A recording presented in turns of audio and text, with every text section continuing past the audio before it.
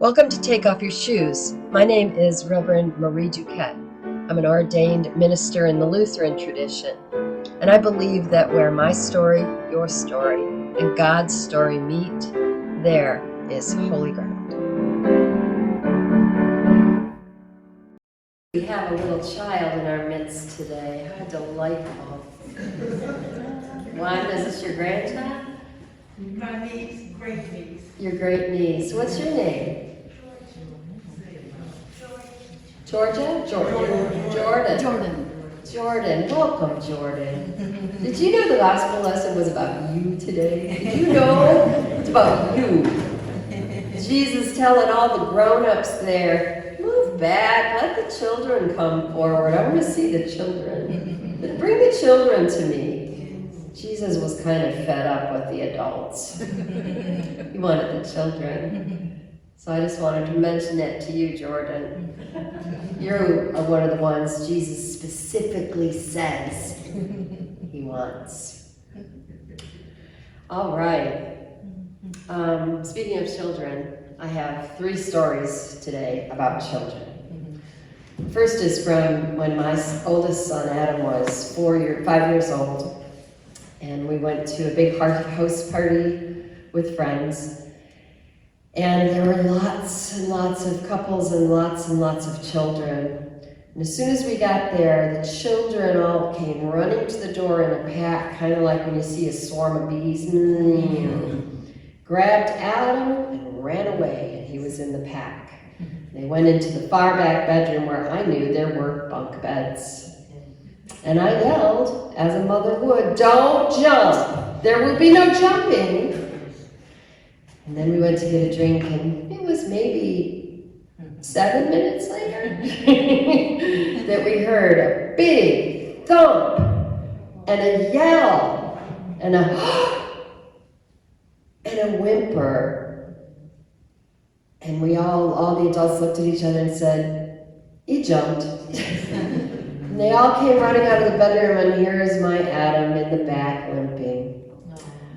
So later that night, I was looking at his swollen and red leg, and he was complaining about how it hurt. And I said, what happened? What did you do? He said, "Nothing." It just started hurting. Adam, you could tell me. I need to know the truth. I need to know the truth so we can talk to the doctor. Did you jump off the bunk bed? No. Did you climb the ladder up to the top bunk? Yeah. And then you jumped off it? No. Wasn't going to tell me. Several days later, it was still hurting him and still didn't look right. So I called the doctor. He said, "Let's get an x-ray." So I told him we're going to get an x-ray. Told his father we're going to get an x-ray. Got him in the car to go get the x-ray. Went to the place we were going to get the x-ray. Stopped the car, put it in park, and went to get out. And he said to me, "Mom, I have to tell you something." And I thought, confessions. How many confessions have been done in parking lots and cars? So I braced myself to be a good mom. I said, "Go ahead, tell me." He said, "I can't get an x-ray." And I said, "Why?" And he said, "'Cause I really am a dinosaur."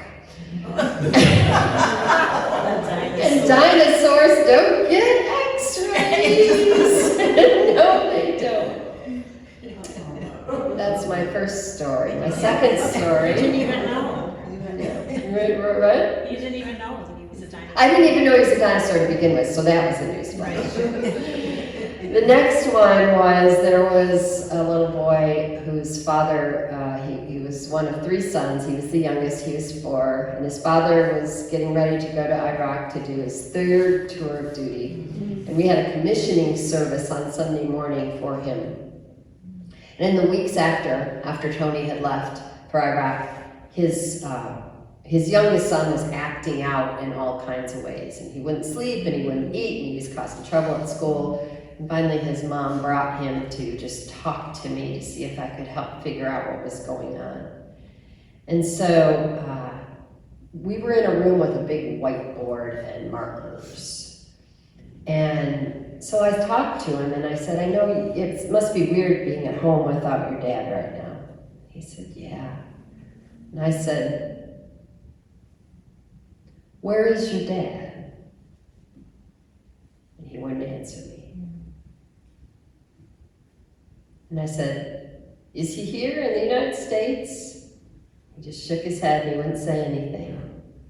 I said, okay, I know that your dad went to Iraq. How did he get there? And he took the markers, and he was quite a little artist, and still is today now that he's all grown up.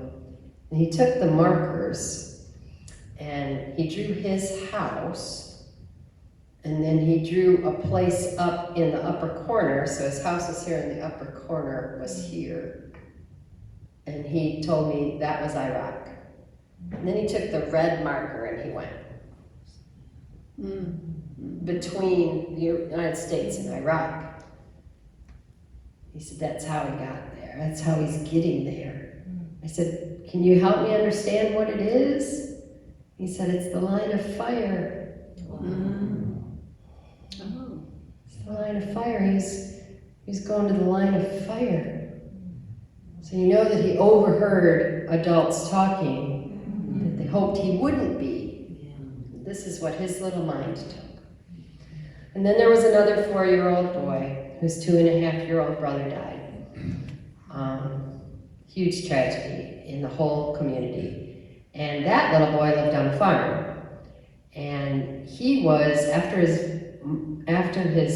brother died, he took up climbing things. And he climbed up on the sink to get to the top of the medicine cabinet. And he was climbing trees. He was 4. And then they found him in the barn where somebody had left the long ladder up, way, way up in the loft of the full-sized barn.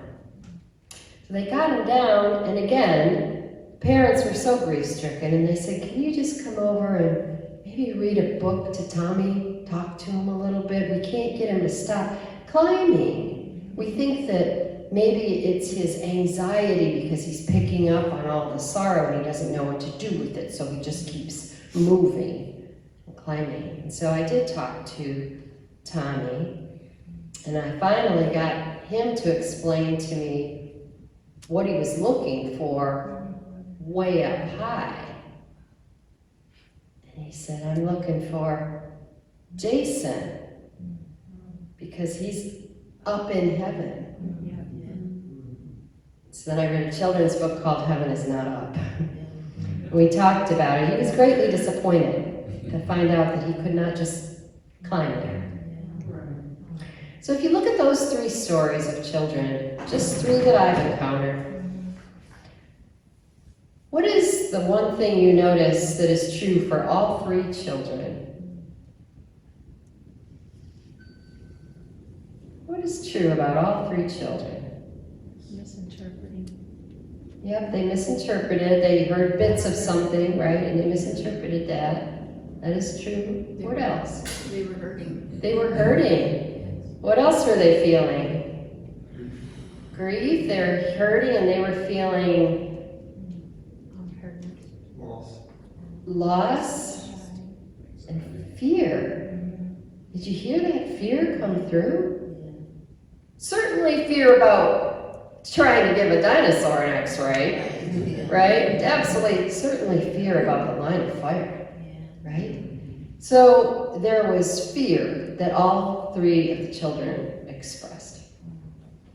And that kind of brings me to today's lesson, in which Jesus says, let the children come to me. He took a little child and put it among them, and taking it in his arms, he said, whoever welcomes one such child in my name welcomes me, and whoever welcomes me welcomes not me, but the one who sent me. And from this passage and its parallels in other Gospels, we have churches and nurseries filled with artistic renderings of beautiful, clean, well-dressed children cuddled around Jesus, who, by the way, is also clean and well-dressed and beaming. And there it is, let the children come to me. We know this passage. It's on the picture in the church, and there is no chance that's what the children that Jesus was talking about looked like. Not a chance. In first century Palestine, we're talking about peasant children of peasant parents who were oppressed by Rome, right? Who were witnessing violence against anyone who stepped out of line according to what the empire dictated. The parents would never have risked bringing the children forward, moving them to the seat of honor, bringing them out front.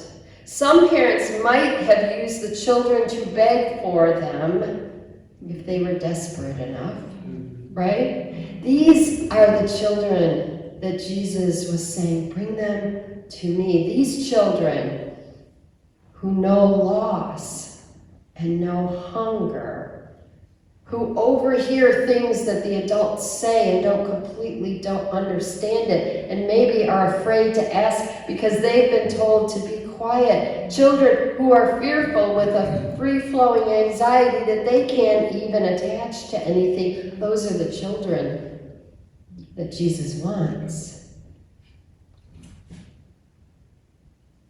And the truth is, those children don't always exist next to us or in the house down the street or across town or in our schools. The children that Jesus is talking about are the children inside every single one of us.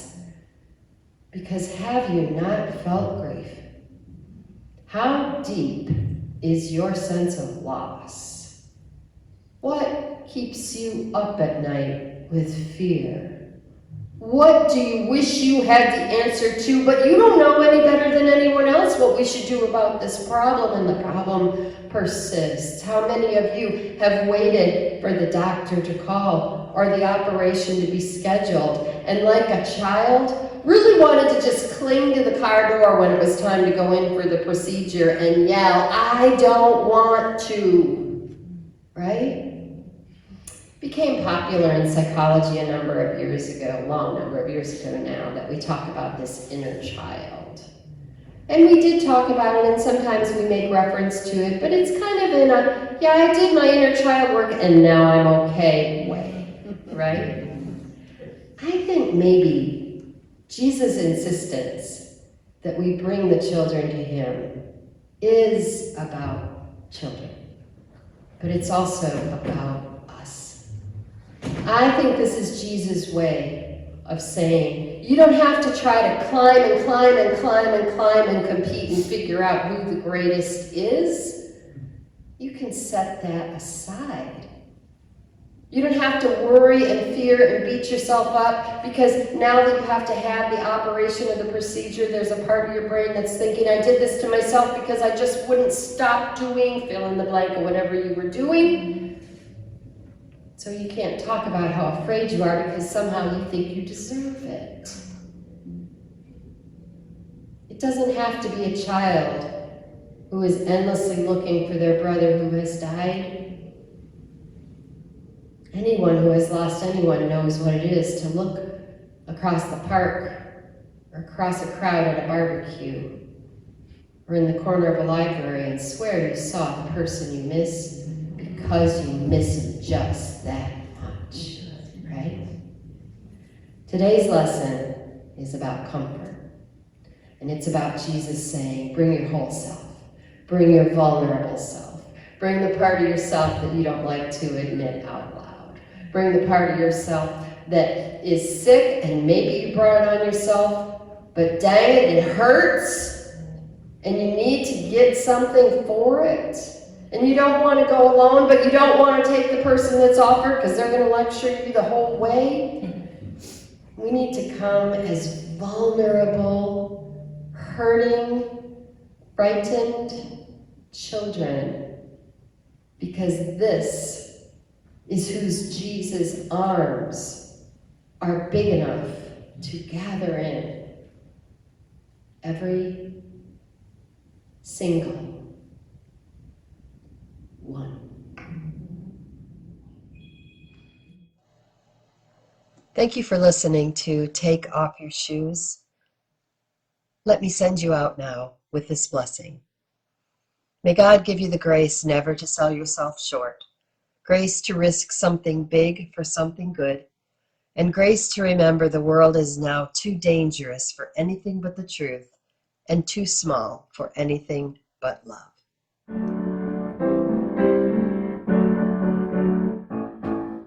If you're still listening, she held your attention. Give her a thumbs up and subscribe. Watch the video on her YouTube channel. Search on YouTube for Take Off Your Shoes with Marie Duquette. Duquette.